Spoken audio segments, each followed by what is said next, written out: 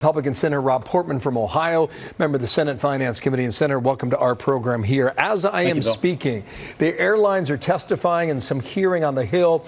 They need an additional $10 billion in some form of assistance and relief. And I think it was $25 billion that they've been given already. Let's get to the next relief package. I don't know what it looks like. I don't even know if it happens. But it's clear that this is the most contentious yet. What should be in it, do you think? Well, no question it's the most contentious yet, in part because there is deficit fatigue up here. In other words, we're looking at these growing deficits for this year and adding to our debt, and so there's concern about, how much more can we do? On the other hand, there are going to be some gaps in what we have already done. We did it fairly quickly. We've already passed 4 pieces of legislation. Airlines is an example. If it's not enough to keep the airlines flying, we've got to figure out something here. Probably better, in my view, for that to be a loan rather than a grant, because just like every other business, they should have to pay that back. And then with regard to state and local, we'll see. We don't know how much need there will be until we know how the existing funds are being spent. In Ohio, as an example, we have $3.74 billion at the state level, but now some of that's going down to state and local. So let's see. I am a big fan of flexibility. I think there was not enough flexibility in the original legislation. We've added a little more through a Treasury rule recently, really a guideline.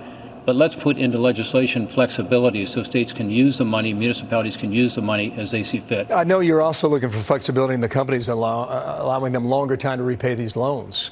The law states 8 weeks, and a lot of companies say, I don't know what the demand's going to be in 8 weeks. Give me 12 or even 6 months beyond that. Can you give me a dollar figure as to what's being discussed in this next one? Well, I think there's already been, as I look at it, $3 trillion that's gone out the door. We don't have a final CBO score yet, but that's probably what it's going to end up being. So let's start with $3 trillion.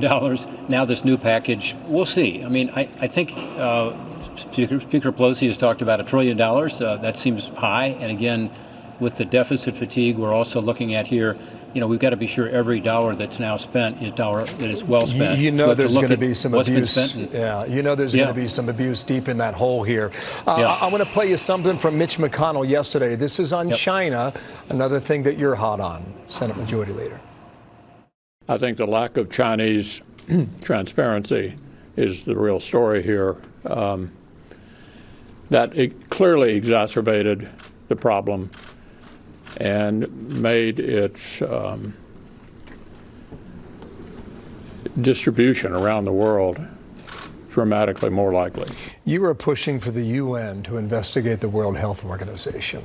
Why would you trust the UN to do that when you consider the World Health Organization works under it? Well, somebody has to do it, and that's an international body that we're part of, and that we have to be sure that we have accountability here.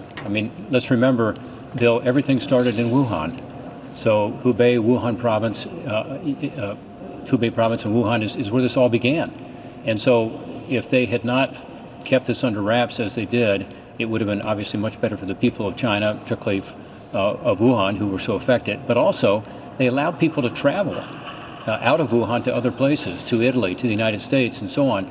Luckily, we put a ban in place early on in the U.S., but it was already here. So, there needs to be some accountability, not just on the transparency of them not telling people, but also allowing people to travel when, in fact, they knew how incredibly infectious this virus was. Let's see where that goes. We're going to touch on this again in about 30 minutes. Quickly now, you favor remote work. You had a few telework meetings today, I understand, 2 of them. Do you think the U.S. Senate should be there on Capitol Hill right now?